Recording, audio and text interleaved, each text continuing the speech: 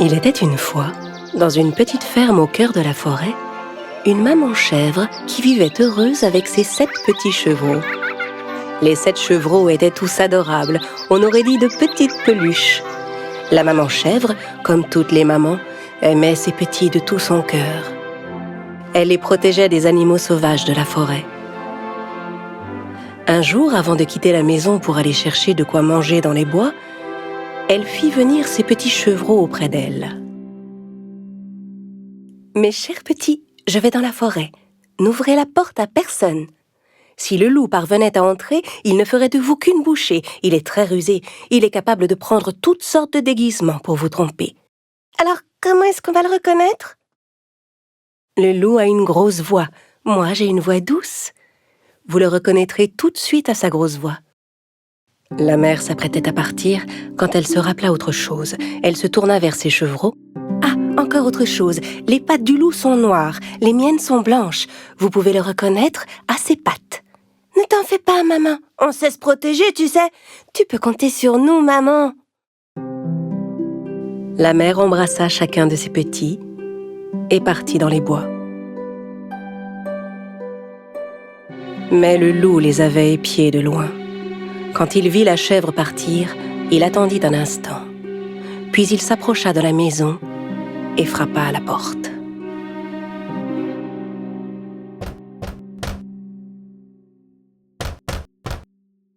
Qui est là ?»«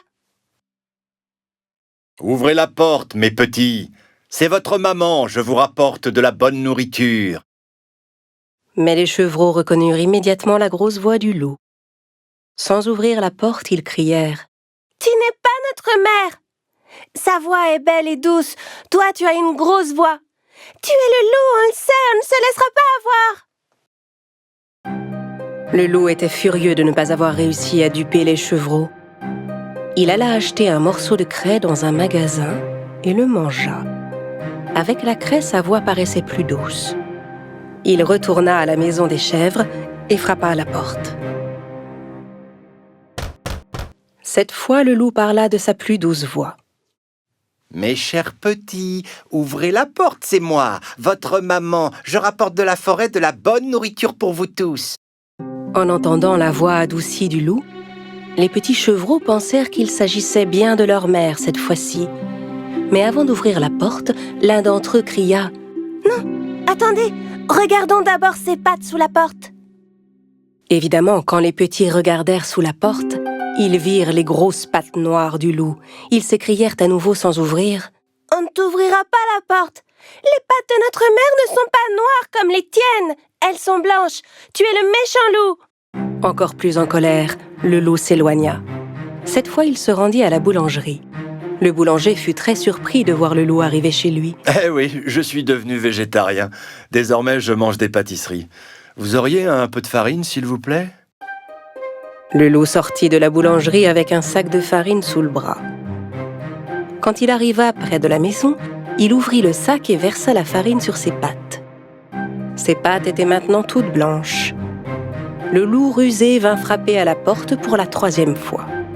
« Mes chers petits, ouvrez la porte, c'est votre maman. Je rapporte de la forêt de la bonne nourriture pour vous. » « Montre-nous d'abord tes pattes, pour qu'on sache si tu es notre mère. » Le loup montra ses pattes couvertes de farine.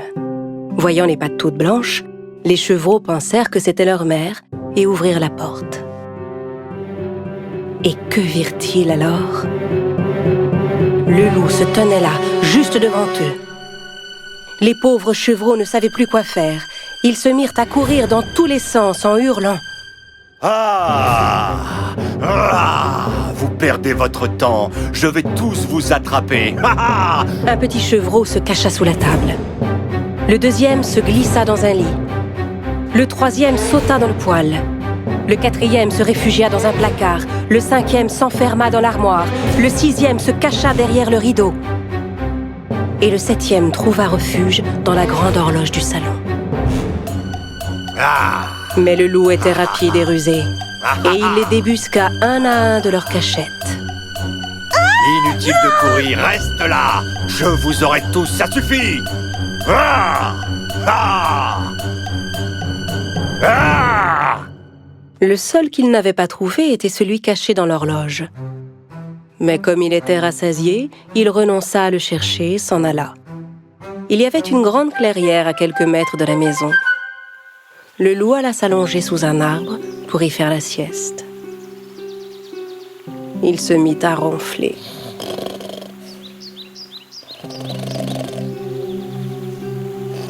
Peu de temps après, la maman chèvre rentra chez elle.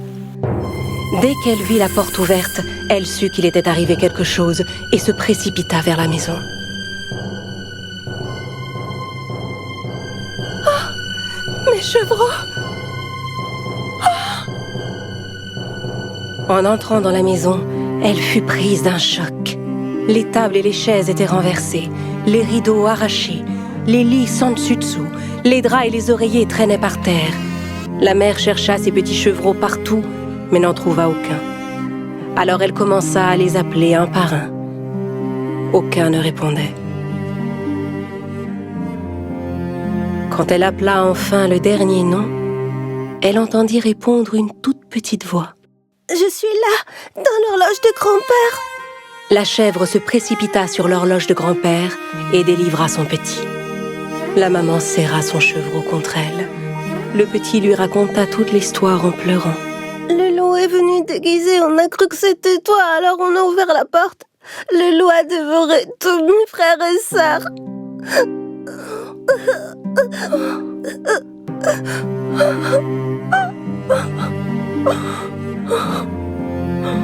La mère était bouleversée. Elle pleura longuement ses petits.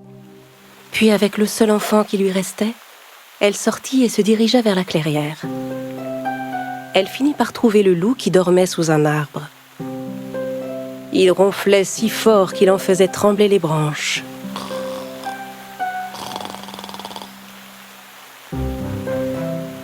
La chèvre observa le loup un instant. Elle remarqua que quelque chose bougeait à l'intérieur de son ventre. « Oh, mais est-ce que mes petits pourraient être encore en vie ?» Soudain, elle eut une idée.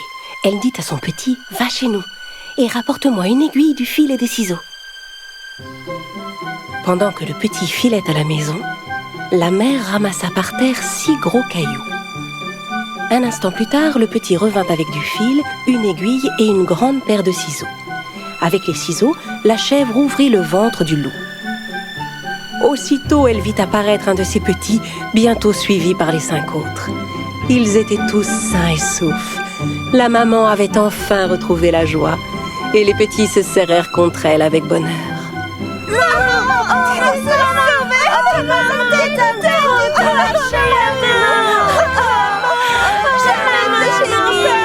Ils étaient tous fous de joie. Mes petits chevreaux, vous êtes là. La chèvre déposa délicatement les cailloux qu'elle avait ramassés dans le ventre du loup. Puis elle recousut le ventre avec le fil et l'aiguille. Le loup dormait si profondément qu'il ne sentit rien. Il ne bougeait même pas. La maman et ses petits s'enfuirent rapidement. Quand il se réveilla, le loup se leva. Il avait mal au ventre. Il se dit qu'il avait dû manger trop de petits chevreaux. Et comme son ventre était plein de pierres, il avait très soif. Il alla à la rivière pour boire de l'eau. Mais tandis qu'il marchait, les cailloux se heurtaient les uns contre les autres. J'ai le ventre tellement plein et lourd, c'est comme si les chevreaux étaient tous devenus des pierres. Il voulut se baisser pour boire à la rivière. Mais les pierres étaient tellement lourdes qu'il perdit l'équilibre et tomba dans l'eau. Oh, à l'aide! Vite, quelqu'un! Au secours, je me noie! Venez m'aider! Oh! Il avait beau appeler à l'aide, personne ne vint le secourir. Ne pouvant supporter le poids de ses cailloux, il finit par s'enfoncer dans les profondeurs de l'eau. Alertés par les cris, la chèvre et ses petits accoururent à la rivière.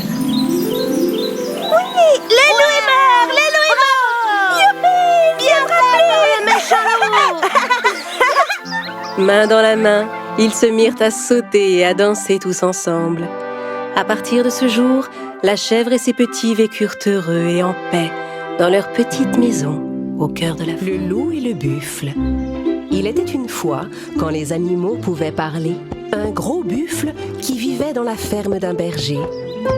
Le buffle aidait le berger pour les travaux des champs, et le berger s'occupait de lui du mieux qu'il pouvait. Un jour, le berger conduisit le buffle au pré et alla s'asseoir sous un pommier pour se reposer un peu.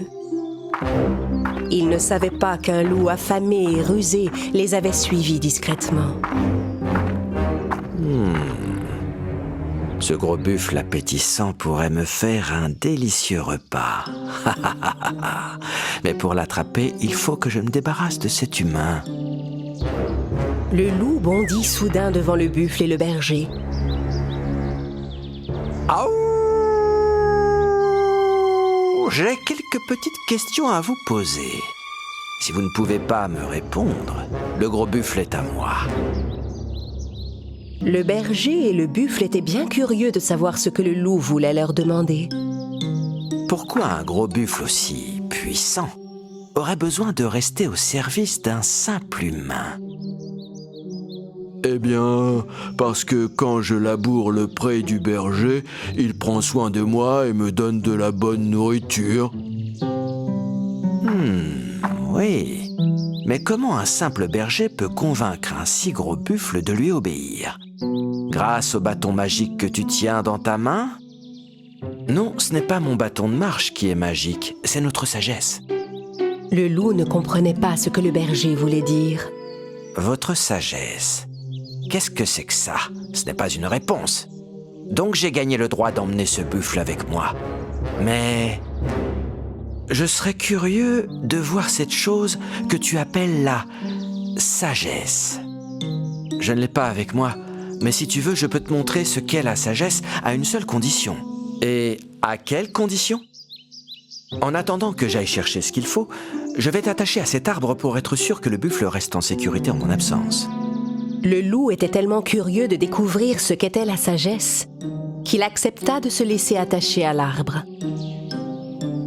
Le berger s'éloigna tranquillement, tandis que le buffle se réjouissait de voir ce qui arrivait au loup. Le loup ne comprenait pas ce que le buffle trouvait si drôle. Il attendit le berger pendant des heures. Puis le berger finit par revenir en tenant une grande caisse. Il la posa, ouvrit le couvercle, et le loup vit que la caisse était vide. Eh bien, cette sagesse, où est-elle? Tu l'as apportée? Elle est dedans. Regarde juste dans le coin. Si tu ne la vois pas, je vais te détacher pour que tu puisses aller voir de plus près. Dès que le loup entra dans la caisse pour voir la sagesse, le berger referma le couvercle sur lui. Hé! Au secours! À l'aide! La sagesse est trop grande pour tenir dans une boîte, mon cher loup. La sagesse, c'est dans la tête. Et tu ne pourras la trouver qu'en la cherchant patiemment comme un trésor. D'accord. Je promets de ne plus jamais sous-estimer l'intelligence des autres et de me montrer plus généreux et surtout un peu plus malin. Allez, sortez-moi de là. Le loup passa le reste de la journée enfermé dans la caisse. Le lendemain matin, le berger et le buffle virent que le loup avait compris la leçon et le firent sortir de la boîte. Oh, merci. Oh, merci. À partir de ce jour, le loup se comporta bien avec les autres animaux et respecta chacun d'eux, écureuils, oiseaux et même les petits insectes.